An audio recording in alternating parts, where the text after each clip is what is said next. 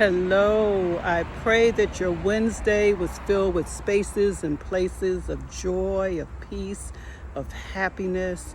I just wanted to drop by or check in to do a quick video. I just came from the memorial service of someone who impacted the lives of my family in some ways that I knew, and in one way I just recently learned of. This person had been my daughter's very first babysitter. And when my daughter was born, I had choices of lots of different people who could be the babysitter, but God led me to her. And it was truly a blessing. She loved my daughter. She cared for my daughter.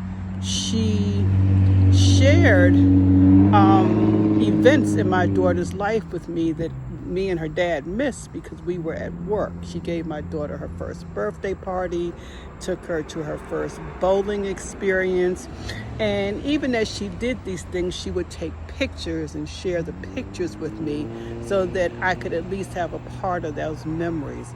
And so I truly thank God for her.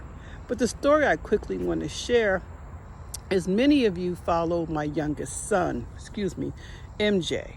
And when MJ, as many of you know, he is quite an interesting young man. And as a little boy, because he was different, because as a little boy, kids can be cruel, as a little boy, he would get bullied. And I didn't learn until recently, he shared with me that the bus stop he would get off at when he would come home from school was on the corner, a house away from the babysitter's house, my daughter's babysitter's house. And this is when he's 10 years older than my daughter, so he was probably like between 10 and 13.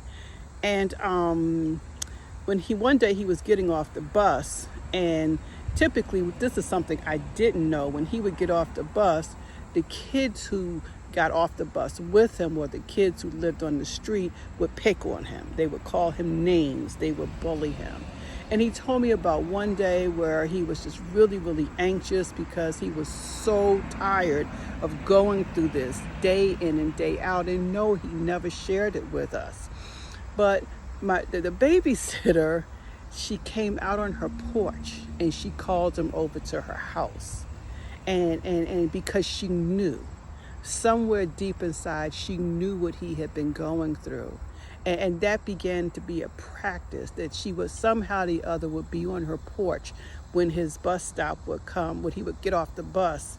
And if it looked like things were going to be a bit dicey for him, she would call him over and she would keep him and talk to him until the bullies had went in their own way.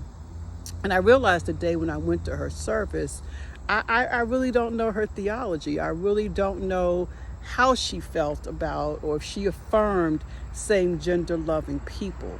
And that doesn't really matter, because what I do know is that she loved, and she saw a little boy, she saw a young teenager, a young man who was not being treated kindly simply because of who he was, someone who was being made fun of and ridiculed. And she said, not on my watch. She took it upon herself to give him a safe haven and to give him a place of support and a place of love, a place where he could feel secure. And for that, I want to say thank you. I want to say thank you, God, for connecting our lives together. Thank you for being such a wonderful caregiver to my daughter. And now, as I've recently found out, to my son as well. And so my message for you all is, you never know who's looking out for you. And you never know when you have opportunity to look out for someone else.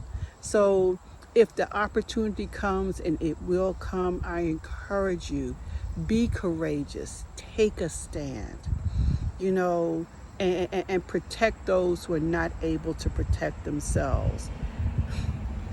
Talk to you later. Love you all. Bye-bye.